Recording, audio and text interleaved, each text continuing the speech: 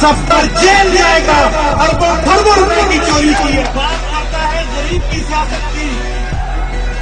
یہ چادر پہننا ہمارا رواج ہے, ہمارا دستور ہے.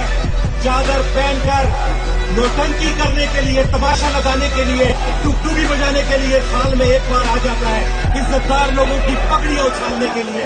کل جس شخص نے تمہیں گالیاں دے کر اپنے گھر سے نکالا, یہ کہتا ہے میں غریب ہوں, 5 کروڑ روپے کی گاڑی میں پھرتا ہے.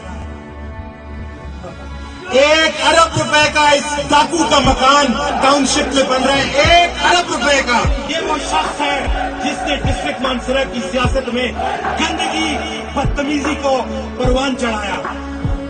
میرا سوال ہے آپ سے اور سننے والے سب سامعین سے, ایک یونیورسٹی یہ بتا دیں جو اس نے 5 سال میں بنائی, ایک کالج بتا دیں, ایک اسکول بتا دیں, ایک ہسپتال بتا دیں, ایک ڈسپینسری بتا دیں, ایک PHU بتا دیں. کچے روڈ نکال کر کرپشن کرنے سے غربت نہیں مٹے گی. کے روڈوں پر اپنے بورڈ لگانے سے کرپشن